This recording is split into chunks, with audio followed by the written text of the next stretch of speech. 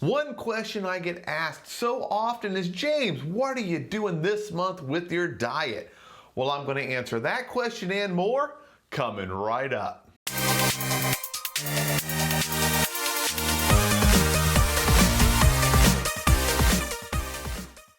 Hello, Kidney Warriors. James here with Dadvice TV, and this is video number 52, helping you fight and beat chronic kidney disease. And when it comes to fighting and beating chronic kidney disease, the one thing that stays the same is that everything changes. I'm talking about your diet. The diet I use to get me from stage 5 up to stage 4 is different than what got me from stage 4 to the middle of stage 4, and again, different from the middle of stage 4 up to stage 3, and then I kept changing it. Why did I change it? You have to if you're going to keep getting better. And how often do you change it? Well, every single time you get your labs, you need to work with your healthcare team and re-optimize your diet. You're going to adjust things, add things, you're going to cheer on your successes. Woohoo! We got that improved, and you're going to focus on a new issue. By looking at challenges you have with your blood work and focusing just on small things, you're going to keep making improvements, you're going to see success, and they're all going to add up. You can't just take your labs and say, hey doc, I need a diet that fixes kidney disease and want to be stage 2 in 30 days. That does not exist. It's not out there. No baking soda, no herbal supplement, no $100 PDF you buy from some other person making videos. None of that stuff's going to do that for you. It takes time, and it requires working very closely with your healthcare team, because only they know your body, your medical condition, and your challenges. And they have a lot of knowledge and a lot of experience that we need to tap into. Now, many of you know, and you've experienced this, you get a doctor, it just doesn't seem to help you. Well, you got to push that doctor. You got to ask questions. You got to say why, how exactly, what can I expect, when. You have to be your own advocate and push them to give you the best treatment. If your doctor's not helping you, it's time to get a new doctor. Now, before we get too far into this video, please take a second and subscribe and click the little bell icon if you haven't done so already. And if you like these videos, giving information of what I'm doing, what's working for me to help improve my kidney health and hopefully help you have better, deeper, more meaningful conversations with your doctor so your kidney health can also improve. If you like that, give me a thumbs up. Let's just click, boom, boom, boom, boom, pound that thumbs up button. Let's get this video, make it my #1 with thumbs up. All right. Now, I'm trying not to spend too much time on the introduction. Let's get into the meat of this and talk about what I've done for August 2019. Now, as most of you know, at the beginning of summer, I started a modified ketogenic diet. So what the heck did I modify? Well, I watched potassium. That was a big one. Most ketogenic diets are pretty heavy in avocado. It's a very healthy, good fat for you. And tomatoes. I avoided the tomatoes and I greatly limited the amount of avocado I ate. Now, I had my meals all prepped and delivered, and most of them were pretty high in animal protein compared to plant-based proteins. So I was eating that, and my doctors told me, may not, make all your numbers go down, but we're going to help you lose weight, and we want to get you completely away from any risk of anemia.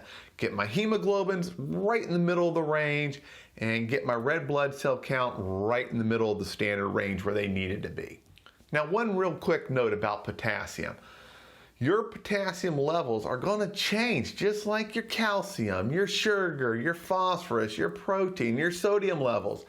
As your kidney health improves or declines, every time you get labs, you need to get a new minimum and maximum for each of those.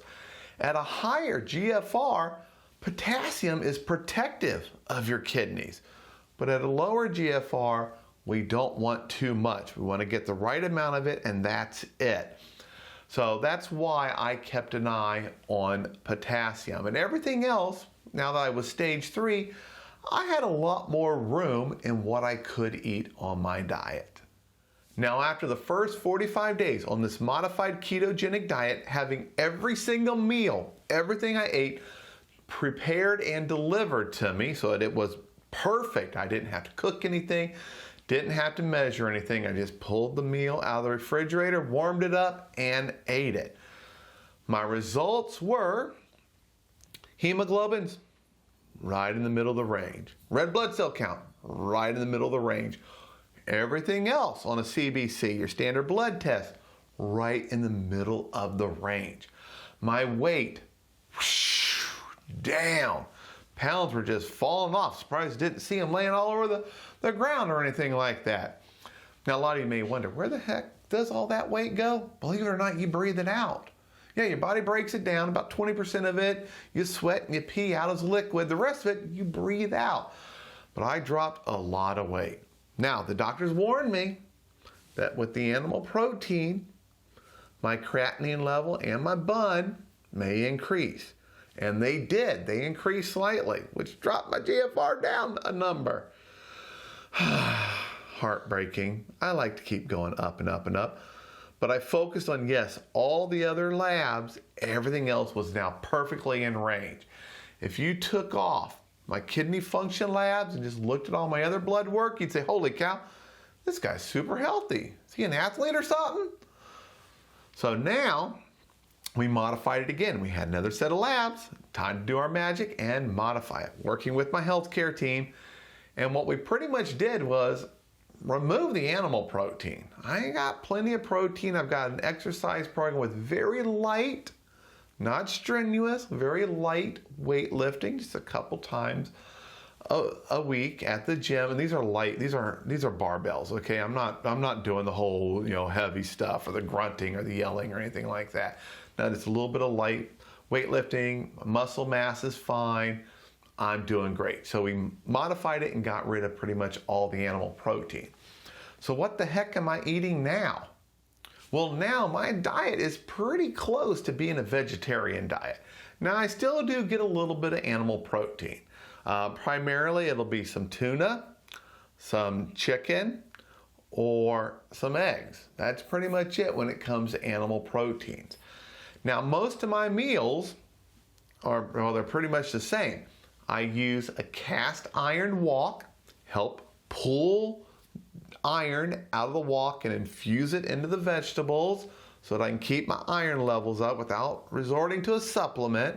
And I'm not getting all that extra iron from steak and things like that. I'll take a lot of vegetables. There'll be some cauliflower, broccoli, carrots, snow peas. My potassium and phosphorus levels are higher now because my GFR has improved. So I do use a little bit of spinach, a little bit of kale.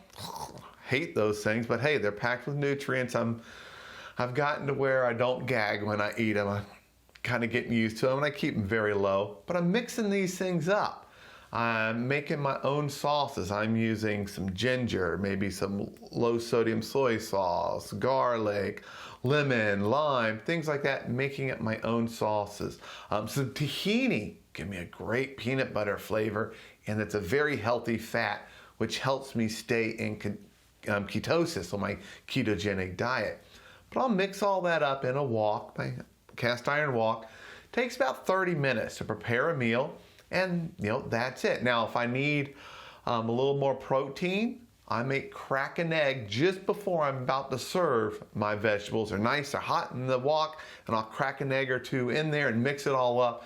And it almost like scrambles the eggs and they stick to the vegetables. Then I add in my sauce and it really absorbs the sauce and it kind of boosts up the flavor, which is nice. Now, in addition to that, I eat a lot of salads. I make a lot of them. And I'm not reaching for the practically useless iceberg lettuce. I'm grabbing ones that have a little bit more nutritional value. Romaine, mixed greens. And I'm making up me a salad. And I might get a little bit of grilled chicken breast. Take 3 ounces, that's it. Chop it up, nice small cubes. Mix that on there using a kidney-friendly and high-fat dressing so that I can stay in ketosis. And that right there is probably the 2 most common things. Now, from time to time, I want something a little bit different. Remember, I mentioned tuna. I often will make up, especially as a snack, some tuna salad. I'll use some vegan mayo, can of tuna in water, not in oil, and I drain it all out of there. Mix that up, maybe some diced celery, maybe a little bit of boiled egg if I'm, feel like boiling an egg up, a little mustard, things like that, lime, or some lemon, just to add different flavor. Add that to it, make up some tuna salad. I can add that to my salad that I'm eating, my greens, or I will use a low-carb wrap. They've got some, they're not that bad. 11 grams of fiber in each one. Woo! Love that fiber. Fiber is good for us. I'll put that in there, maybe mix in a few little greens, roll it up, and it looks kind of like a burrito, but that's my version of a keto-friendly and kidney-friendly tuna sandwich, and that's getting my animal protein right there. But for the most part, I'm sticking to plant-based sources of protein. Eating some macadamia nuts from time to time, a few pecans, sunflower seeds, good for fiber, a bit of protein here and there. Now, in addition to the ketogenic diet, I also started implementing intermittent fasting. And what I did is I would eat my first meal at noon, get up, do your stuff, get working through the day, keep yourself busy. First meal at noon, and my last bite to eat, last thing in my mouth, 6 p.m. So I had a 6-hour window where I ate. I ate my lunch, I might have a little snack, and I ate my dinner. I tried to get more of my carbs because we need carbs. We just don't need too many. I tried to get my carbs first early in the day. That way I could burn them off during that eating period as much as possible. And I had a high-fat dinner. Now, if you think fat is bad for you, there is bad fat. Eating, 5 pounds of bacon a day isn't going to do anything for you.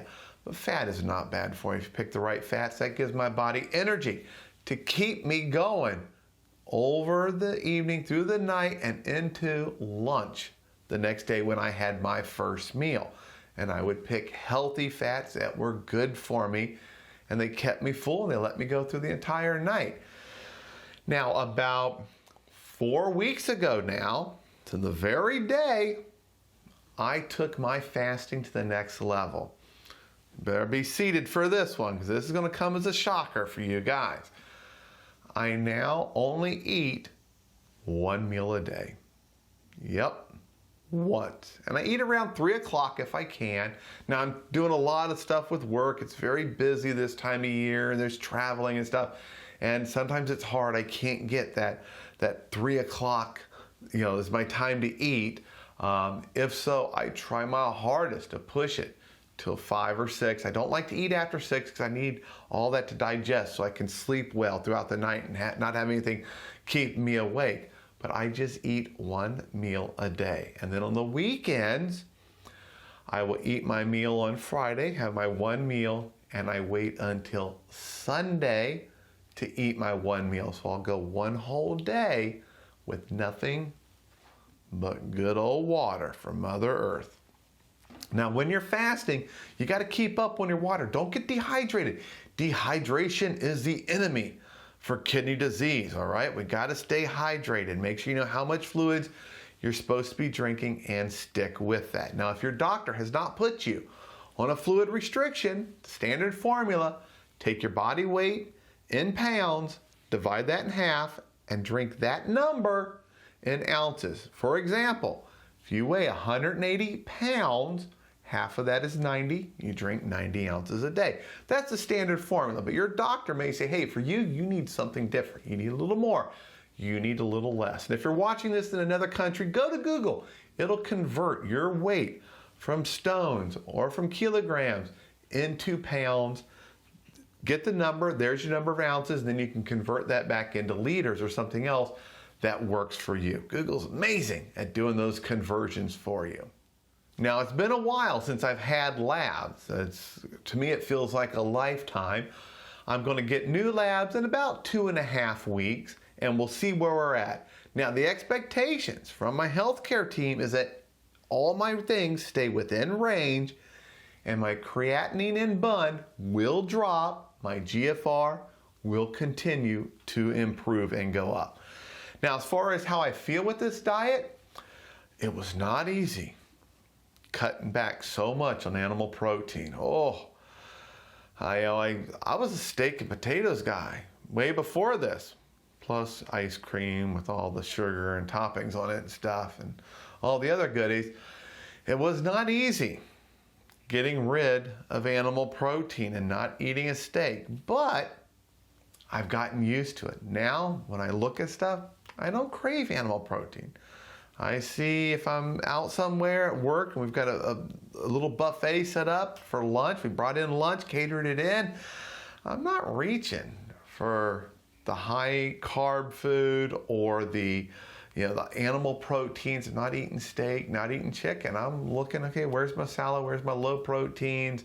Give me a nice veggie tray and some quality high fat dip and I am in heaven. And there we go. That's what I'm doing for August 2019.